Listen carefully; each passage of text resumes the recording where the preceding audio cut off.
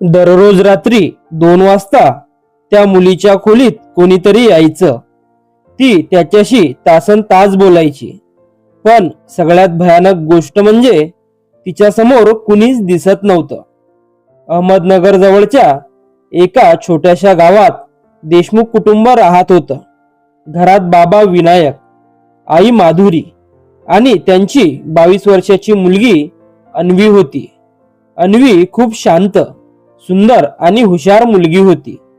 College पूर्ण झाल्यानंतर ती घरीच ऑनलाईन काम करत होती. गावात सगळे तिचं कौतुक करायचे. देशमुखांची मुलगी म्हणजे सोनं आहे, सोनं. पण त्या घरात एक गुपित होतं. अन्वी दररोज रात्री 2 नंतर कुणाशी तरी बोलायची. फोनवर नाही तर रिकाम्या खोलीत. एका रात्री तिची आई पाणी प्यायला उठली. तिला अन्वीच्या खोलीतून हसण्याचा आवाज आला. ती हळूच दरवाजा जवळ गेली. आत अन्वी म्हणत होती, तू पुन्हा आलास? मला वाटलं आज नाही येणार. आईने दरवाजा थोडासा उघडला आणि तिच्या अंगावर काटा आला. अन्वी समोरच्या रिकाम्या खुर्चीकडे पाहून बोलत होती. खोलीत दुसरं कुणीच नव्हतं. दुसऱ्या दिवशी आईने तिला विचारलं, काल रात्री कोणाशी बोलत होतीस? अन्वी काही सेकंद शांत राहिली आणि हलकस हसली. माझा एक मित्र आहे आई, पण तुम्हाला तो दिसणार नाही. हे ऐकून माधुरी घाबरली. त्या दिवसानंतर अन्वी बदलायला लागली. ती दिवसभर शांत बसायची. फोन वापरणं बंद, मैत्रिणींशी बोलणं बंद. पण रात्री तिच्या खोलीतून कुजबूज ऐकू यायची. कधी हसणं, कधी रडणं, कधी जोरात भांडण. एके रात्री तिच्या बाबांनी ठरवलं, आज सत्य पाहायचंच. रात्री 2 वाजता ते हळूच तिच्या खोलीबाहेर उभे राहिले.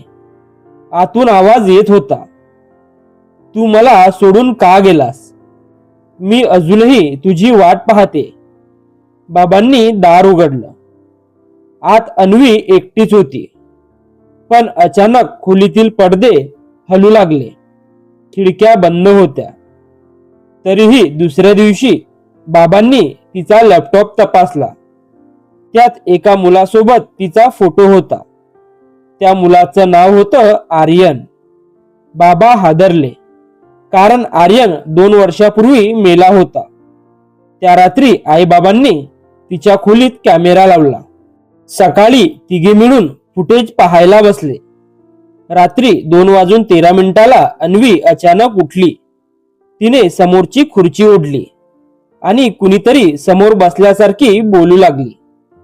पण पुढच्या क्षणी कॅमेऱ्यात काही सेकंदांसाठी काळी आकृती दिसली आणि स्क्रीन ग्लिच झाली. आई किंचाळली. बाबांच्या हातातून मोबाईल खाली पडला. पण अन्वी शांतपणे स्क्रीनकडे पाहत म्हणाली, तो परत आला आहे. ही गोष्ट गावभर पसरली. लोक म्हणू लागले, देशमुखांच्या घरात आत्मा आहे. काहींनी रात्री घराजवळ सावली पाहिल्याचं सांगितलं. काही म्हणाले, अन्वी वेडी झाली आहे. पण अन्वी दिवसेंदिवस त्या अदृश्य व्यक्तीच्या जवळ जात होती. ती त्याच्यासाठी दुसरी प्लेट वाढायची, रिकाम्या खुर्चीशी बोलायची आणि रात्री दार उघडं ठेवायची. एक दिवस तिच्या मैत्रिणीने मोठं सत्य सांगितलं. आर्यनचा अपघात नव्हता, ती आत्महत्या होती. घरात शांतता पसरली. त्या रात्री त्यांचं भांडण झालं होतं आणि दुसऱ्या दिवशी आर्यनचा मृतदेह सापडला. अन्वी जोरात ओरडली, खोटं आहे हे. त्याने मला सोडलं नव्हतं. आणि ती खोलीत जाऊन दार बंद करून घेतलं. त्या रात्री पुन्हा आवाज आला. पण यावेळी अन्वी बोलत नव्हती.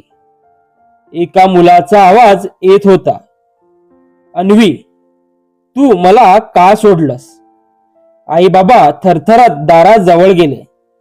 आतून 2 लोकांच्या बोलण्याचा आवाज येत होता, पण खोली लॉक होती. बाबांनी दार तोडलं. आत अन्वी जमिनीवर बसली होती आणि समोरच्या भिंतीवर रक्तासारखं लिहिलेलं होतं, मी अजून इथेच आहे. विनायकने तिला डॉक्टरांकडे नेलं. डॉक्टर म्हणाले, तुमच्या मुलीला अजूनही त्या मुलाच्या मृत्यूचा धक्का विसरता आलेला नाही. पण डॉक्टरांनी अजून एक गोष्ट सांगितली. ती काही अशा गोष्टी सांगते ज्या फक्त आर्यनलाच माहिती होत्या. त्या रात्री जोरदार पाऊस पडत होता. अन्वी अचानक घराबाहेर निघाली. आई बाबा तिच्या मागे धावले. ती थेट त्या पुलावर जाऊन थांबली जिथे आर्यनचा मृत्यू झाला होता. अन्वी हवेत पाहून हसत म्हणाली, मी आले आर्यन, आता आपण कायमचे एकत्र. ती पुलाच्या कठड्यावर चढली. आई रडत ओरडली, अन्वी नको. तेवढ्यात अन्वी अचानक थांबली. तिच्या डोळ्यात अश्रू आले.